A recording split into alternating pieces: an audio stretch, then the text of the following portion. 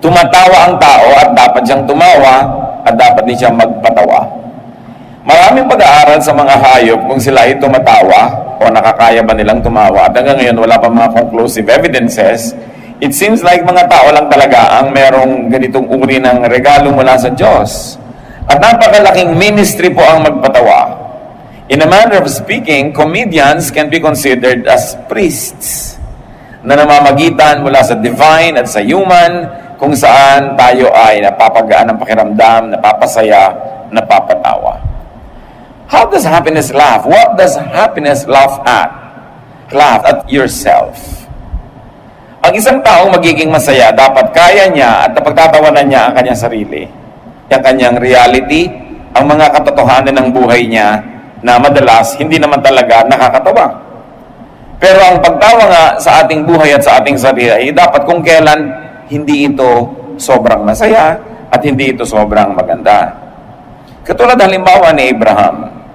Pinangakuan ng Diyos na magiging ama ng napakaraming mga tao, pero ang tanda na niya, 100 years old na, wala pa siya ni isang anak na maituturing na ito yung legitimate na anak niya, na siyang magiging katotohanan ng pangako sa kanya ng Diyos. Minsan dinalaw siya ng Diyos at may mga kasama pang mga anghel ang Diyos at hindi nagpakilala, pero nakaramdam sa Abraham, nakakaiba itong kanyang panauhin. Genesis 17, 16-17. Ipinangako ng Diyos sa pagpapalain niya si Sarah at magdadalang tao samantalang over 90 years old na yung tao. Sabi ng Diyos, I will bless her and you will have a son by her. She will become the mother of nations and some of her descendants will live and be kings.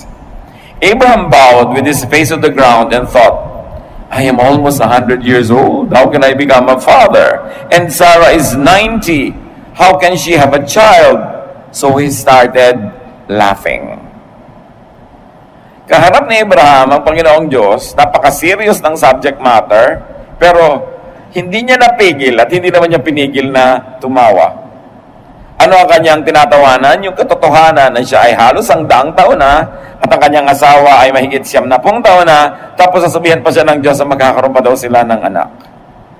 Isang lesson dito is laugh at yourself, not at others. Kimisan yung comedy, nagiging tragedy kasi ang pinagtatawanan, iba. Dapat humanap ka sa buhay mo ng siya mong ikakatawa. At ang hinahanap nga natin, yung normally, hindi naman nakakatawa by itself dahil bakit kailangan mo pa mag-effort tumawa, na kung nakakatawa na talaga. Pero yung nakakalungkot, pag nahanapan mo yon ng nakakatawa at nakakatawa, blessed ka. Laugh at your situation. Maraming sitwasyon sa buhay, hindi maganda sa tingin natin. Hindi dapat ipagdiwang at lalong hindi dapat ikatuwa. Pero anong choice mo? Malungkot, magmukmok, magalit sa mundo. That's your only other choice. So choose to laugh at it. Genesis 18, 10-14, kakambal nung kwento kanina. One of the guests was the Lord. And he said, I'll come back about this time next year, and when I do, Sarah will already have a son.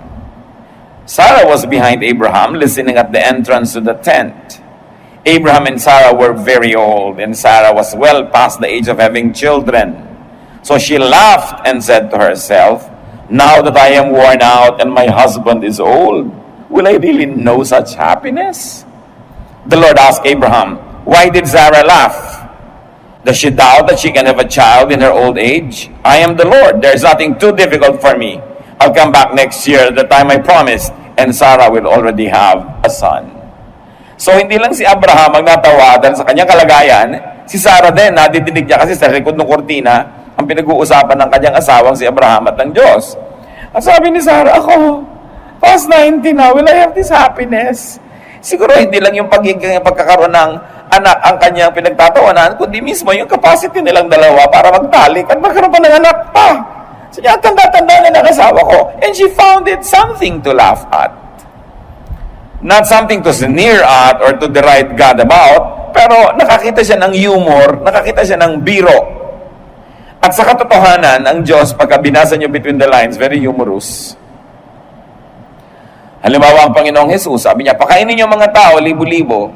Sabi, wala po tayong papakain. Gumawa tayo ng paraan. Sabi ko, kailangan pakainin ng mga tao. So, nung ang Panginoon naghimala, no? 'Di ba? 3 konting tinapay, konting isda, pinaghati-hati. Ilan ang natirang mga tira, yung mga pispis? 12 basket nung nakolekta. 12 disciples, tigi-tigi sa siguro sila ng basket na bit-bit ng mga tira. Dahil sabi nila, wala tayong ipapakain. Para ngayon, makita nila the humor of the situation, na ang dami namang sobra, at sila ngayon ang nahirapang magbuhat. Pag tinignan ninyo yung mga dealings ng Lord, marami humorous.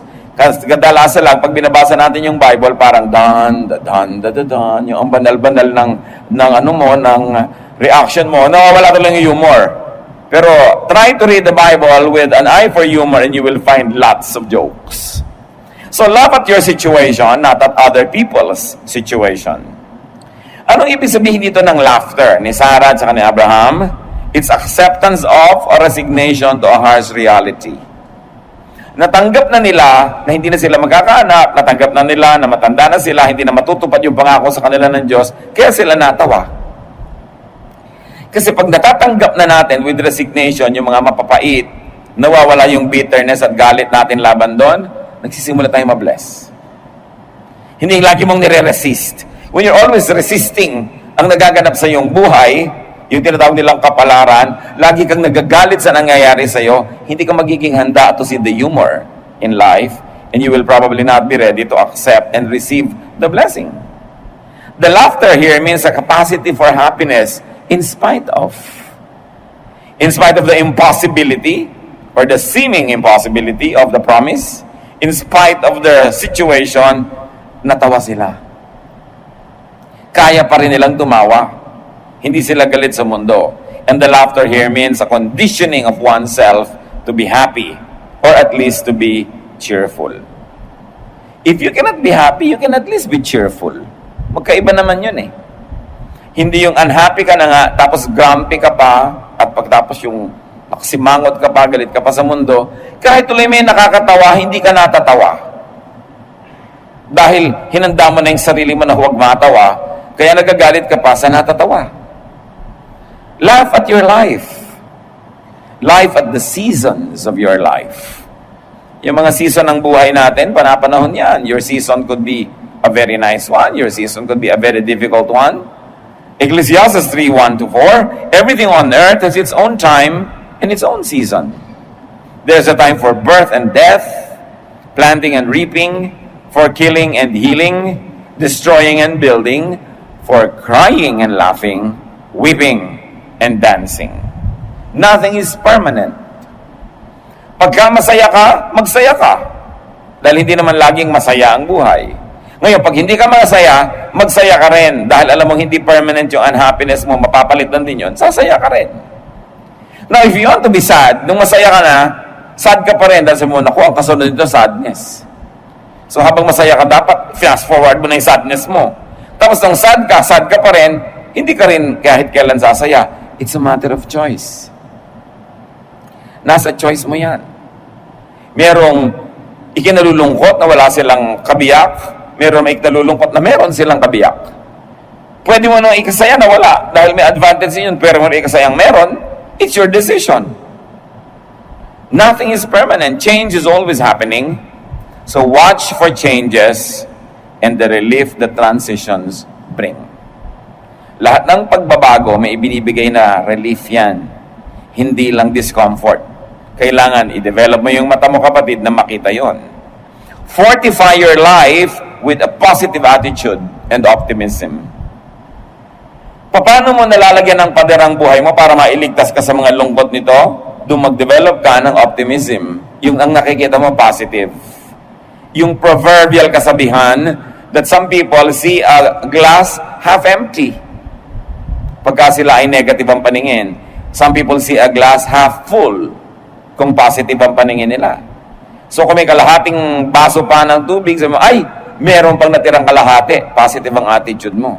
Kung negative naman, ay, wala na yung kalahati, naubos na. Kalahati na lang natira. Pwede mong gawing negative. So the same kalahating basong tubig will make you feel good or bad. It depends on your attitude. Kailangan patibayin mo ang iyong buhay sa pag-develop ng isang very positive disposition. Nasiraan kayo ng sasakyan, matagal gagawin, o maghahanap ka ng kain na ng halo-halo, kakain kayo ng halo-halo, mangunguyakoy kayo doon sa tindahan ng halo-halo. Kasi magreklamo ka sa buhay at magalit, maghihintay ka rin naman habang ginagawa yung sasakyan mo. It's all up to you. Fortify your life with contentment on demand. Yung, ay kailangan may makita akong contentment. Kailangan sumaya ako sa sitwasyon na ito kahit na sinasabi ng iba, hindi ako dapat maging masaya. Nasa sayo yon. Fortify your life with cheerfulness. Positive dapat tayo sa paningin. Proverbs 15:15, the poor have a hard life, but being content is as good as an endless feast. So, yung totoo, mahirap ang buhay ng mga mahirap kasi mahirap maghanap buhay ng konti yung kinikita mo sa sobrang pagod. Sabi niya, pero kung kontento, daig mo pa ang may piyesta araw-araw. Kung mayaman ka naman, wala kang contentment, kahit piyesta araw-araw, hindi ka pa rin masaya at nasisiyahan. Bit-bit mo ang iyong kaligayahan. Dala-dala mo rin ang iyong kalungkutan. Nasa sayo kung alin na yung bibitawan at kung alin ang iyong patuloy na bubuhatin. So laugh at your comedy. Ang buhay ng tao, ang dami-daming comedy. Laugh at your tragedy. Or laugh in spite of your tragedy. Kaya sa drama, yung mukha ng tao, ang dali-daling pinapalungkot, pinapababa lang yung labing ganyan. Sa pinapasaya naman, pinapataas lang. It's the same mouth. It's the same lips. A few directions, a few movements of some muscles will already determine your disposition. Ngayon, kung masaya ka, it shows on your face. Pero kung hindi ka tunay na masaya at pinapasaya mo yung mukha mo magiging entry point ng happiness into your heart. Kaya magiging happy ka rin. You have to reverse the cycle of loneliness by at least showing a cheerful disposition, by singing a song, by smiling, by laughing, at makikita nyo may energy sa yung cheerfulness, it could turn into happiness. Kailangan yon. Yung iba naman happy na, ayaw pa maging cheerful, ayaw pa magpahalata. Ang happy-happy na. Ang laki ng kinita sa negosyo, huy, tumipa ka ba? Konti. Ayaw pang magpahalata, no? Na masaya. Gusto nang tumalon at tumili sa saya, pero ngingiti lang ng konti. Ba't mo kailangan sikilin yung ganong damdamin? Kailangan express mo yan. For example, 2:1-3, Hannah prayed, "You make me strong and happy, Lord. You rescued me. Now I can be glad and laugh at my enemies. No other God is like you. We're safer with you than on a high mountain. I can tell those proud people, stop boasting. Nothing is hidden from the Lord, and He judges what we do." So sabi niya, you made me strong and happy. Nire-recognize itong si Hannah na ang happiness sa Diyos yan ang gagaling. Kaya dapat pag dumarating, ine-entertain. Pag wala, hinihingi. Pagka wala, pinoposition mo yung sarili mo para ma-attract sa iyo yung happiness at lapitan ka niya. Alam niyo, ang happiness, ang gusto niyang kasama, kapwa happiness. So pag yung angel of happiness, naghahanap ng kakalungan, makakasama, nakita ka na kasimangot, sa palagay mo, lalapit sa'yo? No! Pero pag may nakita yung nagsasaya, doon pa rin uli yung sasama, because happiness begets happiness. Kaya kailangan ina-attract mo yung happiness. Sa itsura mo, sa kulay ng damit mo, sa ayos ng furniture mo, sa itsura ng hain mo, you attract happiness. Kahit ang iulam mo lang tuyo, pero korting bulaklak pa ang mga kamatis na nakapaligid, you attract happiness. Pero may 3 tuyo doon na hiwa-hiwalay pa, nakakaantok tingnan. Diba, nakakawalang ganang kainin, lalo't ang lamig-lamig na. Tapos, hindi pa nakangiti ang mga kumakain. Si Job, na ang daming naranasan na hirap sa buhay, chapter 5, 23-26, in times of war and famine, God will keep you safe. You will be sheltered without fear of hurtful words or any other weapon. You will laugh at the threat of destruction and famine. Di ba pag may threat of destruction and famine, you are scared, say, you will laugh. Tinatakot ka ng buhay na maghihirap ka, tatanda ka, magkakasakit ka, you will laugh. Yung Proverbs 31 lady, you will laugh at the days to come. Yun ang sinasabi. And you won't be afraid of wild animals. They will no longer be fierce, and your rocky fields will become friendly. Your home will be secure, and your sheep will be safe. You will have more descendants, and there are blades of grass on the face of the earth. You will live a long life, and your body will be strong until the day you die. This is the hope of somebody who believes in God. This is the promise that people who believe in God will always hold on to no matter how bleak the present time is. Kaya sabi niya, in times of war and famine, in times of threats of destruction, you will laugh. Meron tayong pwedeng pagkunan ng malalim na ligaya kahit yung katabi nating katotohanan, the immediate and the here and the now, seem to be very difficult. Because you know that God is in control and that God loves His people. Your situation will change. Or if your situation doesn't change soon enough, you can change your attitude about your situation. Dalawa lang naman ang pwedeng magbago. Nagbago yung sitwasyon o binago mo ang iyong pananaw. Katulad nung grape na hindi maabot-abot nung bear, yung sour grape. Inaabot niya yung grape, hindi niya maabot. Sabi niya, di bale, maasim naman. Wag na lang. Pinalitan niya yung attitude niya para hindi siya malungkot. Yun tinatawag na sour grapes. Nag-sour grapes ka na naman. Sabi mo, hindi ka ba niligawan nung lalaking yan? Wala namang kwenta, mukhang tamad. Sour grape, di ba? Kahit nga tamad, bubuhayin mo, iligawa ka lang. No? Pero sour grape ka lang dyan. Defense mechanism natin yon. Bakit mo naman papalungkotin yung sarili mo sa nakakalungkot na sitwasyon na nga? Umimbento ka ng paraan para sumaya. It is your duty to yourself. We have to cope. At mga kapatid, yung mga ibang tao, yung mga coping mechanisms nila, huwag nating maliitin, huwag nating masamain when people are just trying to cope. Kung minsan may nagtatawa na ang lakas, naiinis agad yung mga manang. Iirapan agad yung nagtatawa na ng malakas. Ano man ang malay mo, 30 araw na siyang umiiyak, ngayon lang siya gumawa ng kaligayahan, o kaya umiimbento kahit hindi totoo para lapitan man lang siya ng kaligayahan, siya ay naglalagay ng pain, tumatawa siya, tapos magagalit ka pa sa kanya. Meron pa nga na isang babae na kung magbihis talaga, hindi mo malaman kung planet man o kung clown o anghel, no? May mga conservative na women sa church, pinagsabihan siya. Sabi niya, sister, bakit naman ganyan ka magdamit? Hindi nakaka-glorify ka, Lord. Hindi daw nakaka-glorify. Alam niyo, sabi ng kapatid natin na yun, ito na lang ang kaligayahan kong natitira sa buhay. Kung alam niyo lang pinagdaanan kong pait at hirap, dito na lang ako sumasaya, papakialaman niyo pa ako. So mula nun, hindi na siya dinyadge. Basta naman hindi malaswa yung damit mo, yung iba naman kasi pati pananamit ng kapwa, pinapakialaman. Ano ba naman itong babaeng to? Laki-laki ng ribbon sa ulo. Di ba? Mabuti kung may kahon pa rin at ribbon nasa ulo. Masaya siya. Hindi ka naman inaano.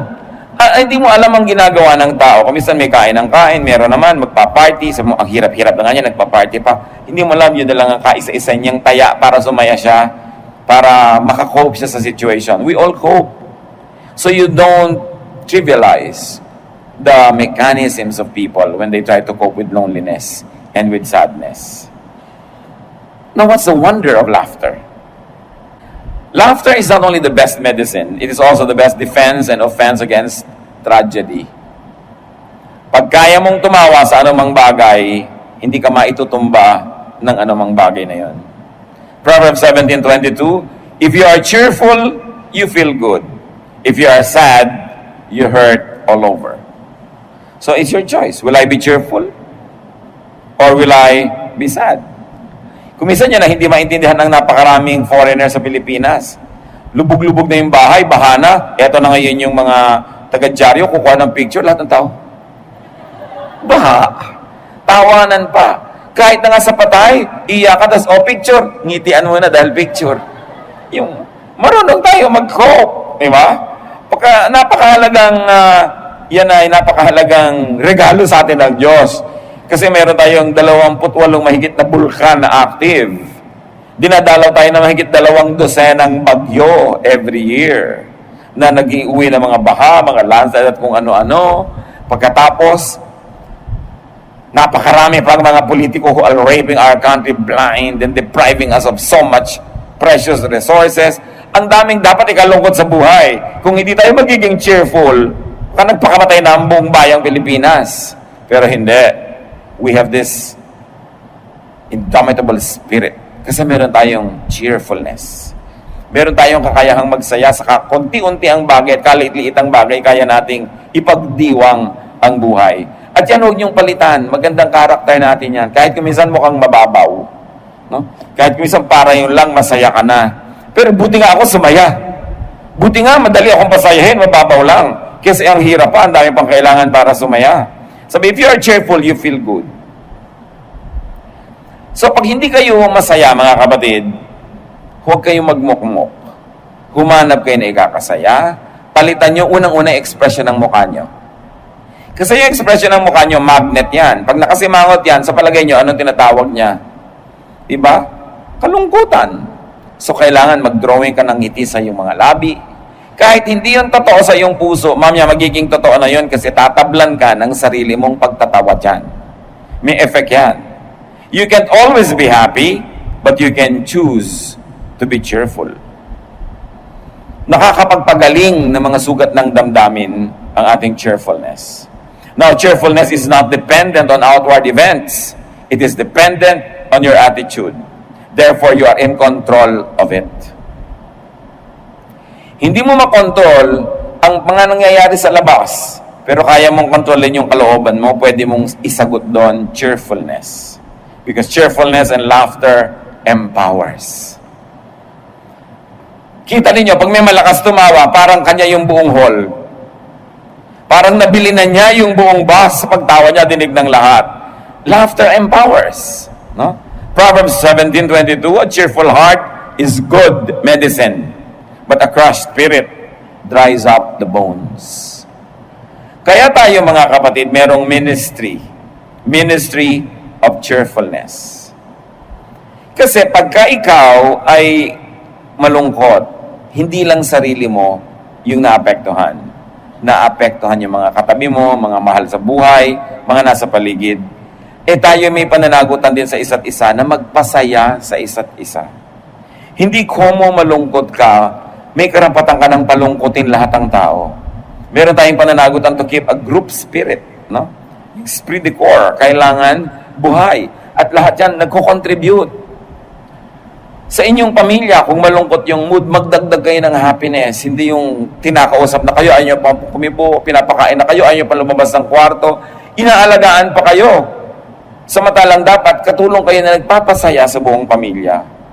Kung tayo merong mahal sa buhay na may sakit, meron tayong mahal sa buhay na nakaranas ng tragedy, o kaya namatayan ng ating pamilya, lahat tayo may tungkulin na itaas yung mood ng family. Hindi pababain pa yon. We should contribute, no, to the improvement of the atmosphere. Cheerfulness is self-help. Pag ang sarili mo ay pinapasaya mo, naiinip ka, it's self-help. Isa sa mga kalaban ng tao, inip. Lalo kung medyo may edad ka na ng konti o wala ka masyadong ginagawa, naiinip ka, anong gagawin mo? Kailangan you should cheer yourself up. Kaya yung mga iba, anong nangyayari pag naiinip? Umiimbento ng mga bisyo, nagda-drugs, naglalasing, o kaya kung ano-anong sinusuot ng mga panganib, mga thrill, lalong problema ang nagiging bunga. Hindi lang tuloy inip yung nagiging problem, nagkakaroon pa ng crisis, nagkakaroon pa ng tragedy. Cheerfulness is first aid. At may mga tao na kung nagkakasagutan sila, nagkakainisan, kung may pumasok lang na isang nakakatawang bagay at pareho silang tumawa, solve na yung problem, hindi nalalaki yung gulo. Kasi yung pagtawa, nakaka-break yan ng momentum ng pag-aaway eh. Pag may nakakatawa, kaya kung minsan nag-aaway kayo, may isang kaibigan kayong kengkoy, pinapatawa kayo, nagagalit ka, huwag kang magpatawa dyan. Buti nga, pinapatawa ka. Diba? At kung kaya mong tumawa, tawanan mo. Kung hindi, imbentohan mo ng tawa, masisira yung atmosphere of gloom at maaaring napakalaking pag-aaway ang hindi matutuloy dahil lang nagtawanan kayo. Cheerfulness is surgery. It can take off a part of your life that is undesirable or that is horrible. Pagka nagkaroon kayo ng katuwaan, cheerfulness is antidote. Kasi pag marami kang naipon na happiness and cheer in your life, kayang-kaya mong tumanggap ng mga hirap dahil maraming nakadeposit na positive, maraming mang ma-withdraw na negative, ang natira pa rin maraming positive. So cheerfulness is defense and offense. It is a powerful survival mechanism. Kaya pag may tawa ng tawa, huwag yung pigilin. Huwag yung lagi yung sinisikil yung tawa ng tawa. Dahil musika, sa tenga natin yung laughter. Nakakahawa nga yan yung tawa. Subukan ninyo, maglagay kayo sa iPad nyo, kaya maglagay kayo sa recorder, maglagay kayo sa computer nyo ng mga tawa. Yung talagang tawang parang gumugulong sa sahig yung tumatawa. Makinig ka lang, natatawa ka na rin. Lagyan nyo kaya ng panaghoy. Ang i-recording nyo yung mga iyak. Hindi nyo, may talab din sa inyo yan. Pinipili nyo kung anong dinidinig. Pinipili nyo kung anong pinapapasok sa tenga, kasi pagpasok sa tenga, pumapasok sa brain. Pagkapasok dyan, brain na eh. Kaya inaabangan nyo kung ano ang magandang pwedeng papasukin at makaka-effect sa inyo. Psalm 35, 27-28, Let all who want to win be happy and joyful. From now on, let them say, The Lord is wonderful. God is glad when all goes well for His servant. Then I will shout all day, Praise the Lord God, He did what was right. Pero ang mahalaga dyan yung sinasabi, if you want to win, be happy, be joyful. Yung palang premyo na. So find the bright, light, funny side of things. Lahat ng bagay has at least two sides. Gusto nyo mag-enroll, hindi kayo naka-enroll. May funny side din yun. Mag-e-exam kayo sa board, hindi kayo pumasa. May funny side din yun. There is also something that could be cheerful about. Kung hahanapin nyo lang, laging at least two sides yan. So dapat ang hinahanap nyo yung magpapasaya, hindi yung magpapalungkot. Proverbs 15:30, A friendly smile makes you happy, and good news makes you feel strong. So minister with your smile and with your cheerfulness. A friendly smile daw makes you happy. Tama naman. So why don't you make others happy by smiling? Hindi yung lumalapit pa lang sa'yo, may sasabihin sana ako sa'yo, ano? Di ba? A friendly smile makes people happy. Pwede ba sabihin, ano? Pwede mo naman sabihin, alam mo, kinakalungkot ko, hindi ko mabibigay ang gusto mo, pero nakangiti ka pa rin. Pero yung pang-discourage mo, baka kautangan, baka kahingan, baka kaabalahin, para kaagad tigre. Bakit? That is not ministering to others. Especially to people close to you. Sa takot natin kumisang maabala, sa takot nating maistorbo, mautangan, mahingan, malugi, gano'n na yung mukha natin, mukhang pusang galit. Pero hindi yun ang hinihingi sa atin ng Biblia. You minister with your face. That when you let your face shine on people, they find a good reason, if not to be happy, at least to be cheerful. It is a ministry. Kahit anong oras, yung mukha natin, yung expression natin, either pinapagamit natin sa Diyos o kay Satanas. That we lift people up or we make them feel low and bad. Kumisan just to preserve our turf. So, minister with your smile. It's a ministry. Minister with your cheerfulness. And benefit from other people's laughter. Ang hirap kuminsan, nakasakay ka sa jeepney, may nagtatawanan, nakakakwat-tawa talaga, pero pigil na pigil ka. Huwag ka na magpigil, makitawa ka na, makipaghampasan ka pa sa kanila. Di ba? Kasali ka na agad sa kwentuhan.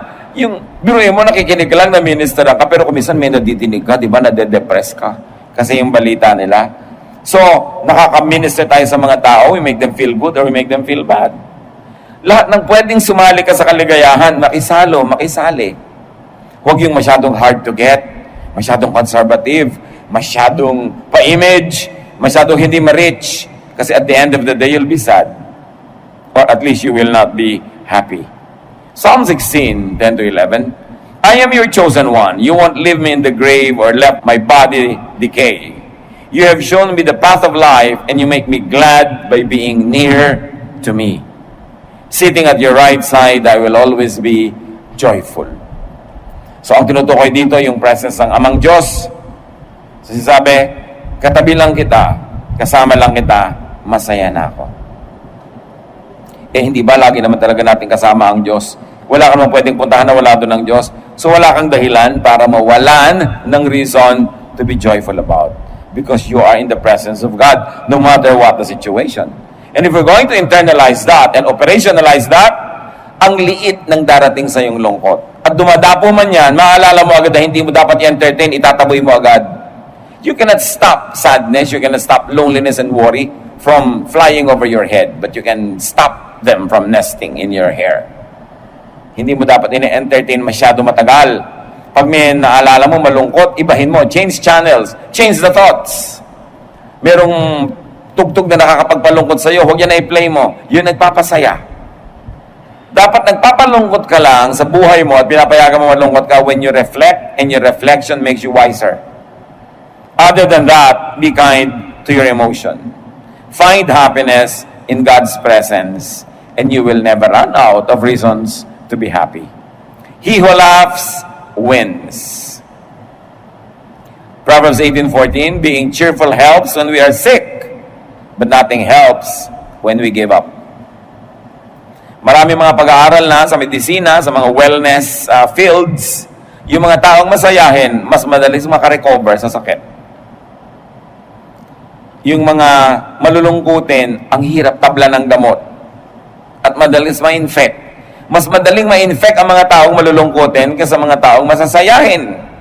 Kaya dagdagan ninyo yung potential na kayo yung lumusog, lumakas, make yourself happy. And we are cheerful not only when we are healthy. Sabi, being cheerful helps one when we are sick. So kahit may sakit ka, maghanap ka ng ikakasaya. Diba? Maghanap ka ng ikakatuwa. Kaya nakakatuwa yung mga ospital na magagandang mga painting, masasaya mga scenery yung nasa room para ma-lift up ang iyong spirit, para sumaya-saya ka. Ano ang mapapala mo pag nagmukmuk ka? Ano ang mapapala mo kung naninimangot ka? Pati mga tao, iiwasan ka. So nababawasan yung potential that happiness be brought into your life. Happiness brings out laughter. But in turn, laughter can induce happiness. Yan po yung sinasabi natin kanina. Pag masaya ka, matatawa ka. Pero kung hindi ka masaya, magtatawa ka, mamaya sasaya ka na rin. Kailangan gumawa ka ng paraan para makawala ka dun sa lungkot at yung pagtawa ang isang mabisang paraan. Psalm 126, 1-2. It seemed like a dream when the Lord brought us back to the city of Zion. We celebrated with laughter and joyful songs. So laughter is a celebration. Create and join activities and situations that induce and release laughter. Manood ng comedy imbes ng tragedy o lalo na imbes ng horror. Bakit ka naman magbabayad para tumaas ang presyon, para matakot, para kilabutan, para nervyusin? Masama sa katawan yun. Kailangan merong nakakatawa. Kung meron kayong mga paboritong pelikula na talagang natatawa kayo, replay lang, replay ng replay, hindi naman nawawala ng talab yun. Pero ang nakikita ko maraming nire-replay ng mga tao, yung drama. Yung nakakaiyak, ito iiyak na naman siya sa part na yon. In fact, magsisimula na siyang manood, may katabi pang isang kahon na Kleenex. Pero ipapayakin mo ang sarili mo, nakakadrain yan. Kaya, maganda yung gift na meron kayong kaibigan na may sense of humor. No? Lagi nyo iimbitahin yun. Sasama kayo sa tao na may sense of humor, masigla, masayahin, kesa yung mga taong laging malungkot. Samahan nyo lang yon to minister to them, but do not go with them too often dahil baka kayo madamay at kayo mahawa sa kanilang mga negative na pananaw sa buhay. Proverbs 15:13, happiness makes you smile, sorrow can crush you. Kaya naman tayo dapat gumagawa ng paraan para ang pamilya natin mapasaya, hindi mapalungkot. Pinag-aaral ka, mag-aaral ka para sa oras ng graduation, kasama ka sa marcha, masaya. Diba? Ikaw naman na padre de pamilya, maging tapat ka sa iyong asawa dahil napakaraming tragedy ng pamilya dahil itong si lalaki ay naglaro ng apoy. Or paminsan-minsan si babae, pero masyadong bihira. Ang dalas-dalas yung tatay. 85% yata ng kalungkutan ng pamilya madalas galing doon sa tatay. No? Dahil siya itong kuminsanay ng babae, nagkaroon ng ganun mga problema, kung ano, may nagbisyo. Ngayon, kung anak pa yung problema rin, pero mga 30-40% lang yun eh. Ang mag-asawa, kahit anong problema, kaya nilang harapin habang hindi pa yung asawa ang problema. Kahit ano yan, basta yung mag-asawa united, na haharap nila lahat. Ang mahirap pag yung asawa mo na ang problema mo. At totoo yan, napakalaking challenge sa mga Filipino fathers to create happy homes. Dahil madalas talaga ang dami-dami, this is scientific study, na ang pinagmumula ng pinakamalalaking sobrang mga kalungkutan pagka yung tatay nagbisyo o ng babae. Yun lang naman eh. Kung yung walang hanap buhay, walang maipakain sa pamilya, nagagawa niya ng paraan eh. Diba? Pero ang mahirap yung talagang nagtataksil sa asawa, ang laking problema dinadala niyan. And you torture one another. So you have a ministry to one another. Maging tapat ka sa iyong asawa, maging tapat ka sa iyong magulang. Huwag kang magloko sa iyong mga pag-aaral. Babae ka, huwag ka munang magpakalat-kalat kung saan-saan and reserve your pregnancy after marriage. Hindi ang aga-aga nangyayari, nahihirapan yung buong kamag-anak mo. Lahat tayo may pananagutan sa isa't isa. At meron tayong kontribusyon dapat na kaligayahan sa pamilya, sa community, sa bansa. Hindi ang kontribusyon natin, kalungkutan nila, pag-aalala, pamamroblema, kahihiyan. Dapat siniserious natin that we must be positive contributors to our families. Happiness is a gift from the outside. Cheerfulness is an attitude from within. So kung wala ka ng gift from the outside, begin from within you. Kasi kaya mo yun to be cheerful. Happiness you receive, cheerfulness you create. Happiness brings cheer. Cheerfulness extracts happiness from the universe. Yung mga cheerful, palangiti, pag-imbento ng kasiyahan, nakakatas nila ang mga planeta at nakakakuha sila ng kaligayahan mula doon. Kailangan marunong tayo ng ganong skill to extract happiness from any situation because you have a cheerful attitude. So laugh and be happy. You were fearfully and wonderfully made. And you were made by God to enjoy this life, to enjoy His creation, to enjoy His goodness, not to suffer. Kung may suffering ang pamilya natin, ang ating grupo, huwag na nating dagdagan pa. Kung minsan, mga magulang nyo may problema, yung mga anak naman magre-rebelde pa, sasabay pa, dinadagdagan nyo pa yung problema. Pagka merong mahina na performer sa ating pamilya, merong failure yung performance niya, all the others have to compensate and do extra well para buuin yung pamilya. Hindi yung magdadagdag pa kayo ng problema, may problema na nga. Dapat patibayin. How much do you want to be happy? Kanina, tinanong ko kayo, how happy are you? 1 to 10. You'll be surprised, many people are not really happy. Or at least they think so. Pero dapat meron tayong gawin. Hindi ka pala happy, umimbento ka ng kasiyahan. Be happy, be cheerful, do something. Lift yourself up. Magsaya, magpasaya. Dapat meron ka talagang happiness project. Ang dami nating project sa buhay eh. May project ka ba na sumaya? May project ka ba kung paano mo papasayahin pa ang iyong asawa? Iniisip mo ba yan? Paano ko pa siya papasayahin? May project ba tayo para, paano ko papasayahin ang mga bata, ang mga anak ko? Is that enough na pinapakain ko sila, pinag-aaral ko? Paano ko sila papasayahin? Mga anak, may project ba kayo? Paano ko papasayahin ang aking magulang? Huh? Minsan, ang dami yung project, paano ko papasayahin ang girlfriend ko, boyfriend ko, pero yung mga magulang, nakakalimutan. Kailangan, paano ko papasayahin ng parents? At eto pa, mga kapatid, paano natin papasayahin yung mga grandparents, yung mga lolo't lola? Mga nabiyuda, wala nang masyado ka-partner sa buhay, paano natin sila lalong paparamdamin na welcome sila at kasama sila at hindi sila nag-iisa? Paano natin bibigyan pa ng kulay, sigla yung mga nalalabing panahon nila dito sa lupa? Meron tayong pananagutan sa isa't isa. Pero para nyo magawa yon, pasayahin nyo muna ang sarili nyo because you cannot give what you do not have. Kung ang tingin nyo sa sarili nyo ay kayo malulungkutin, baguhin nyo yan. Hindi yan ang gusto ng Diyos para sa inyo. Tsaka sigurado may nadadamay. Magpasaya tayo, pasayahin natin ang buhay para dumadating man yung mga hirap, dumadating man yung mga hindi natin maiiwas sa mga pagsubok, maraming reserve of goodwill, reserve of happiness and cheerfulness inside of us so we will survive because God likes us to prevail. God likes us to be victorious. Ama namin sa langit, suriin mo po kami, kayo nakakakita kung sino sa amin ang mga malulungkot, generally speaking. Ituro mo sa amin at ipakita mo sa amin, Lord, ang pinagmumula ng mga lungkot ng buhay namin at kung ano ang mga attitude, ugali, asal, behavior namin na lalong nagpapalala sa mga lungkot na ito, nagpapatagal, nagpapalalim. Turuan mo kami, Lord, to have a positive disposition, to have a victorious attitude,